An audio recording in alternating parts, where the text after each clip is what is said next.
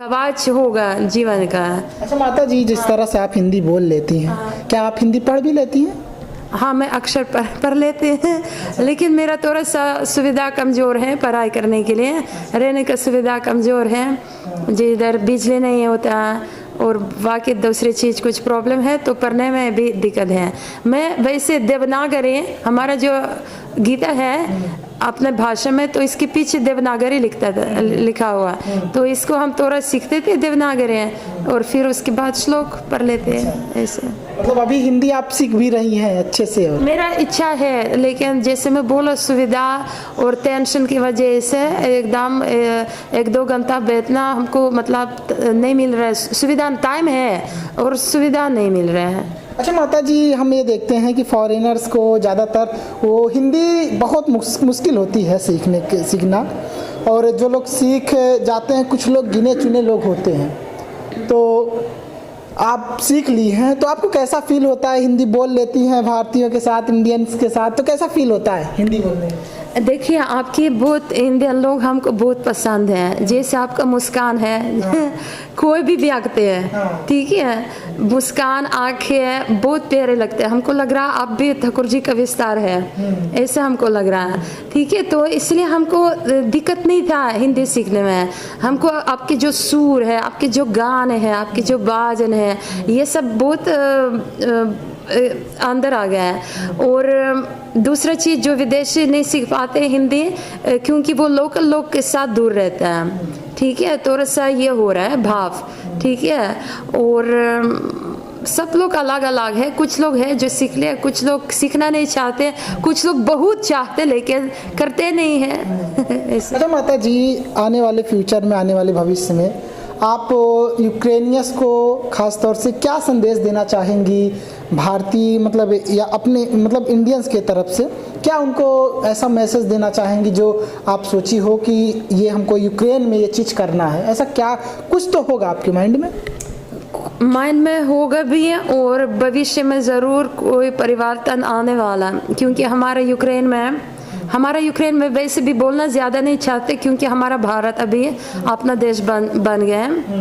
और हम वैसे तो राजधानी कीव में राधा माधव 6 फीट के ठाकुर जी है, ठीक है, तो ऐसे मत सोचना वहाँ भी भगवान है नहीं, लेकिन काफ़ी दूसरे लोग हैं थोड़ा सा अलग काम कार्य में व्यस्त हुआ, जैसे सॉरी मांसाहार उधर ज़्यादा रहता है, मांसाहार, वेज नॉन वेज खाते हैं। और शराब अगर आएंगे तो इतना पूरे अलमारी से खोला जगह में, मॉल में कोई भी बच्चे को सेल नहीं होता शराब, लेकिन जो 18 उम्र होगा तो ये लोग ब्लैक करके बेचा जाता। ब्लैक बिल्कुल नहीं है, कौन ब्लैक तो बिल्कुल नहीं है, सब अपने समझ गए, सब चीज़ खोला हुआ है। अच्छा, ओपनली सब कुछ? ओपनली मतलब ये जैसे आपकी शराब की दुकान ग्रिल जेली होते हैं, ठीक है, वहाँ पर नहीं है। आप मॉल आ गए हैं, जैसे बिग बाजार जो भी है मॉल है, वहाँ पूरी अलमारी में आपको व्हाट्सएप में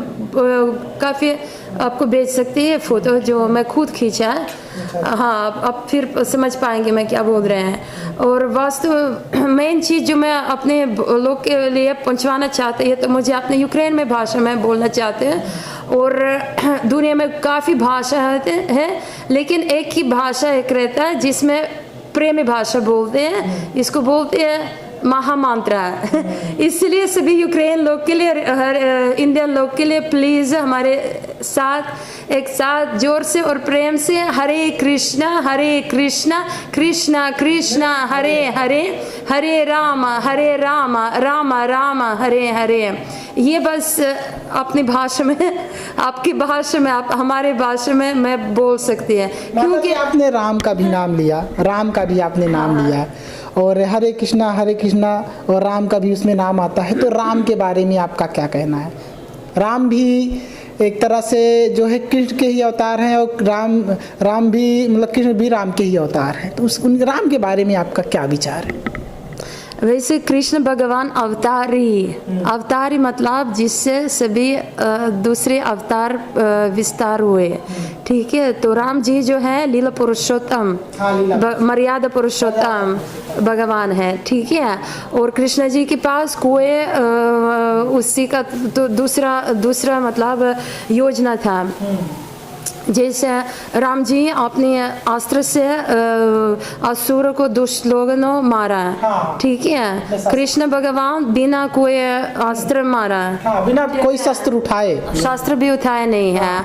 और चैतन्य महाप्रभु जो भगवान की गुप्त अवतार, वो असुर को मारने के लिए मना भी किया, क्योंकि इस कली युग में इतना परिस्थिति सबका खराब है, आयु लंबा नहीं है। बस जो चेतना असुरिक जो चेतना है हरे कृष्ण महामंत्र से निकाल सकते हैं, इसके अलावा उपाय है नहीं कोई।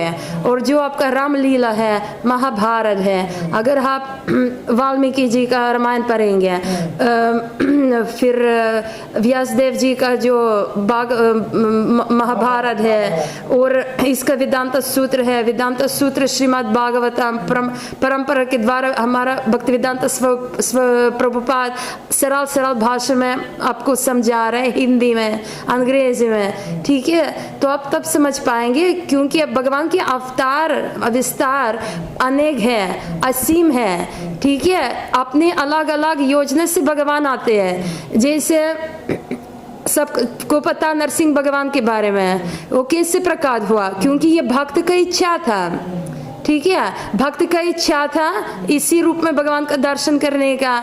और जो असुर थे हिरण्यकशिपु, ठीक है, वो असली उनका भी बड़ा भाग था, ठीक है। और तीसरा भगवान का जागरण इच्छा हुआ, मैं लड़ाई कर दो, अपना क्रोध रूप दिखाओ, ठीक है। ऐसे बहुत अनेक कारण होते हैं। तो मैं इस चीज से थोड़ा सा संबंध रखना चाहते हैं, क्या क्या अभी दुनिया में हो रहे हैं, ठीक है। ये भी कुछ भगवान का प्लान हो रहा है। सच्चाई सभी के पास अलग है। यूक्रेन के पास अपना सच्चाई, रशियन के पास अपना सच्चाई, और इंडिया अभी तक चुप रह गया क्योंकि इनके पास भारत सरकार के पास अपना सच्चाई है, ठीक है। और वास्तव में सच्चाई परम सच्चाई तो परम सत्यम तो भगवान है, उनका सच्चाई तो आप भविष्य में अपने आँख से खुद देखेंगे।